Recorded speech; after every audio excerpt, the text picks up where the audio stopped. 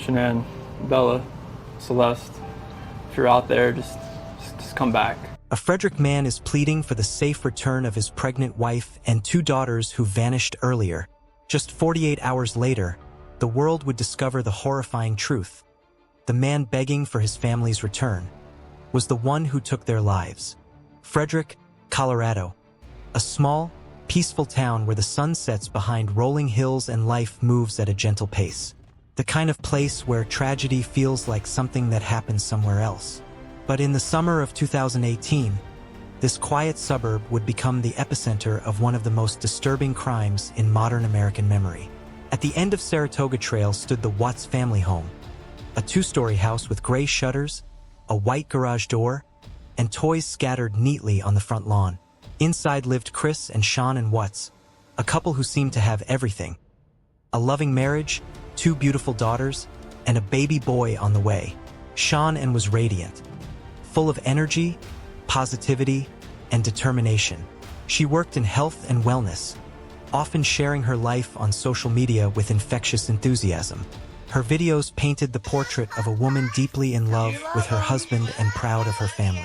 She often spoke about how lucky she was, how grateful she felt to have found someone like Chris. Chris, meanwhile, appeared quiet and gentle.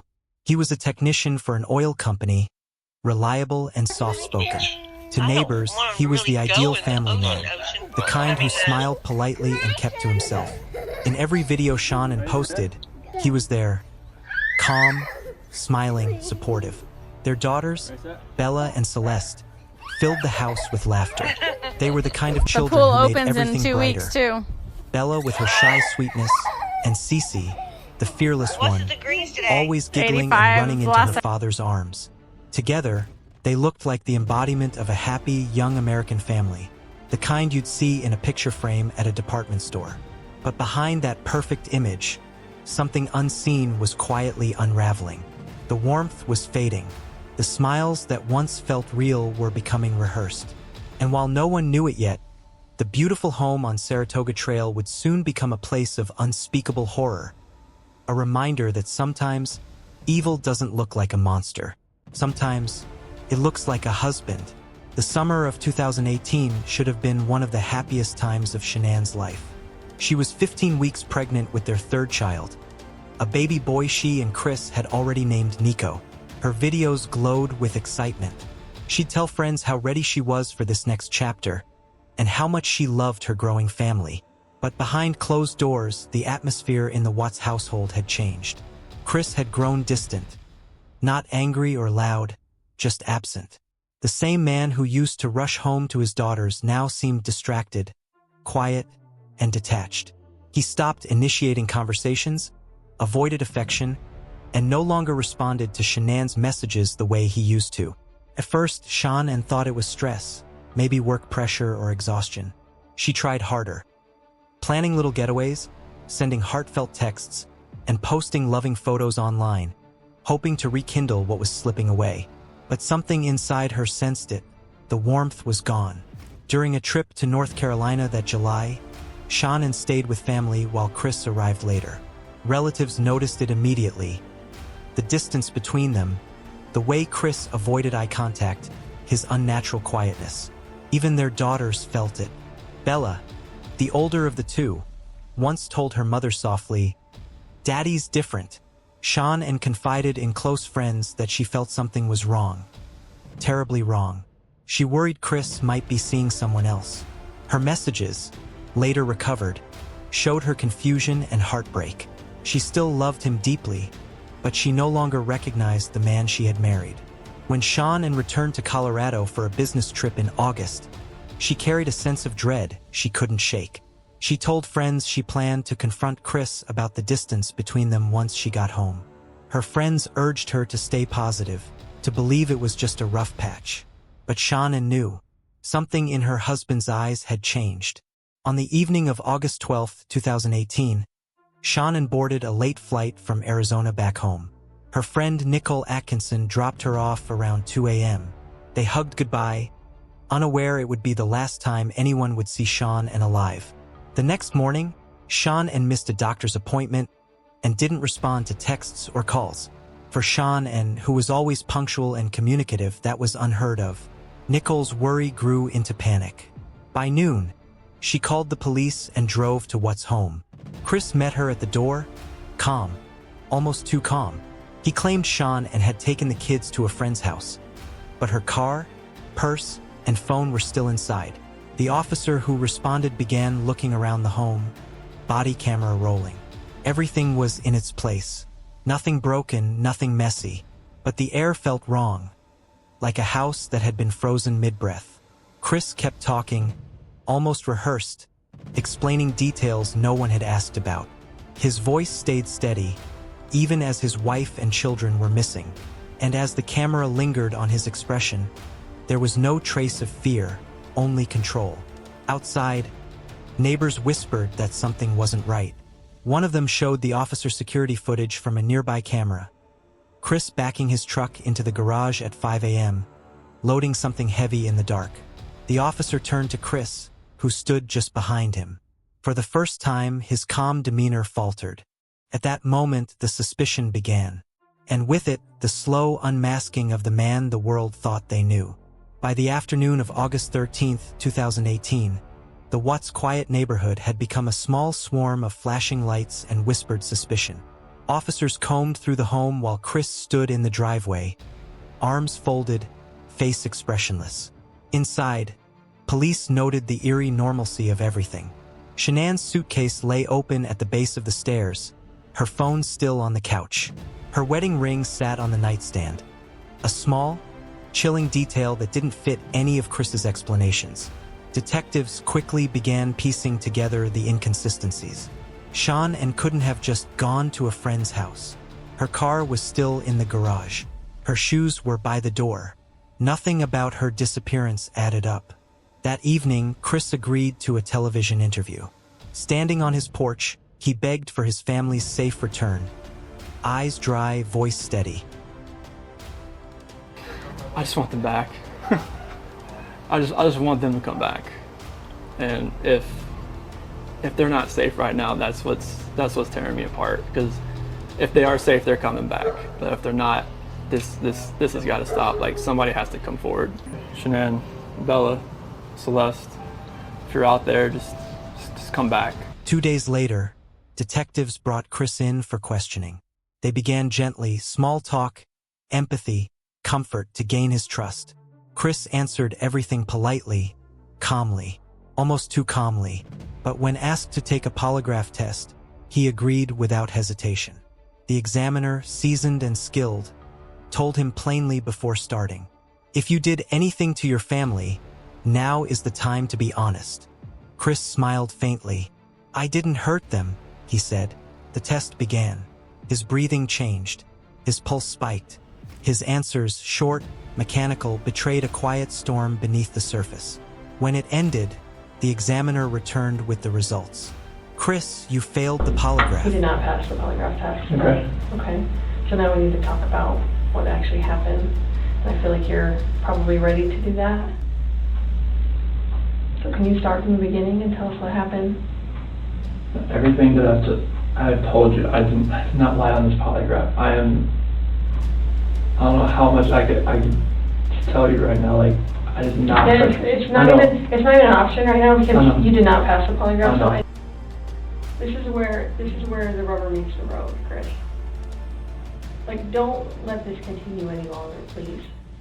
I'm not trying to make anything continue. Like, I want them back home. Like.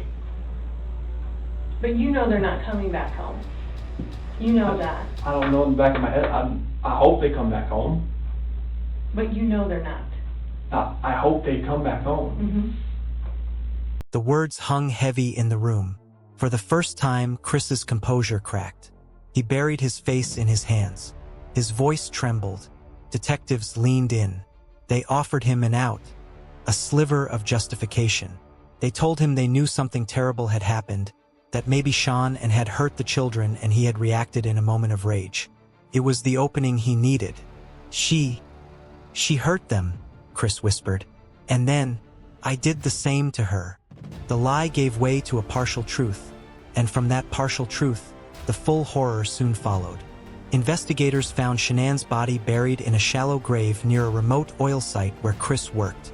Nearby, the small bodies of Bella and Celeste were discovered inside oil tanks, hidden under the blazing Colorado sun. It was the kind of scene that haunts investigators for life. When confronted with the evidence, Chris broke completely. The truth spilled out in fragments, emotionless, hollow, as though he were describing a dream. He admitted to strangling Shanann at home after an argument, then driving her body, along with their daughters still alive at the time, to the oil site. There, he ended their lives too. In his mind, he told police he thought it would be easier that way. Clean start, a new life with someone else. But as those words left his mouth, detectives stared in disbelief. The calm, polite man who'd begged for his family's return on television had confessed to ending their lives with his own hands. The mask was gone. That confession shattered not only the illusion of the perfect family, but the very idea that anyone could have seen it coming. Stand up for me. I'm going to have you face that wall. Put up your hands. You want to face this wall? Let's walk up this way. And as police led Chris away, the world began asking the question no one could answer. Why? To the world, Chris Watts was a quiet, devoted husband, the kind of man who mowed his lawn on weekends, attended birthday parties, and tucked his daughters in with bedtime stories. So when he confessed to murdering his entire family, the question wasn't how. Investigators already knew that. The question was why. How could a man who smiled for family photos, who kissed his children goodnight, carry such darkness inside him? Park out there on the side, get everything bring in. Be easier to load everything out there, all the tools that I had to bring in.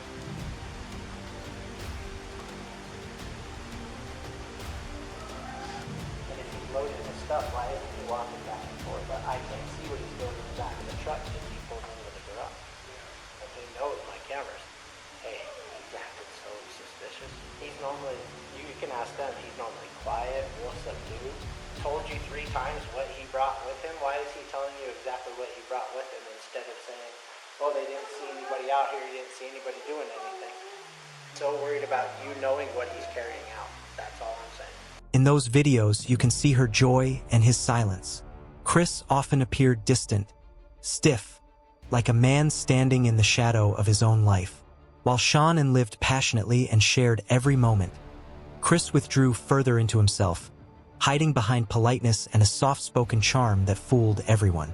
Behind that mask, a double life was unfolding. Chris had started an affair with a coworker, a relationship that gave him the illusion of freedom, of youth, of control. To her, he was the calm, confident man trapped in an unhappy marriage. To his wife, he was a husband growing cold. He was living 2 lives, and soon one of them had to end.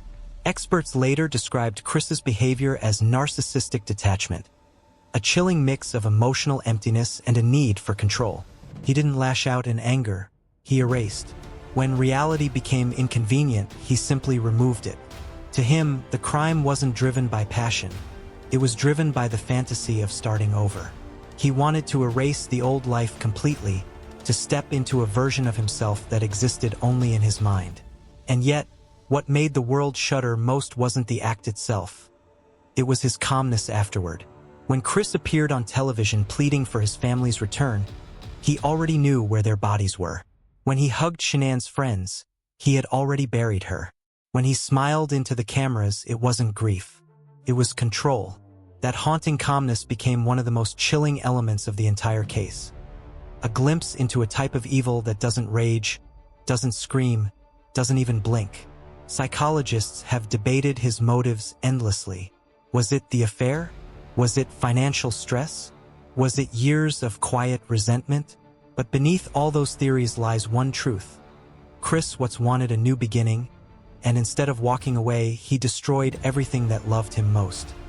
He told investigators later that he didn't plan it, that it just happened. But evidence proved otherwise. The careful lies, the early morning drive, the disposal site, all of it pointed to a man who had thought it through. And yet, in the end, he couldn't control the narrative.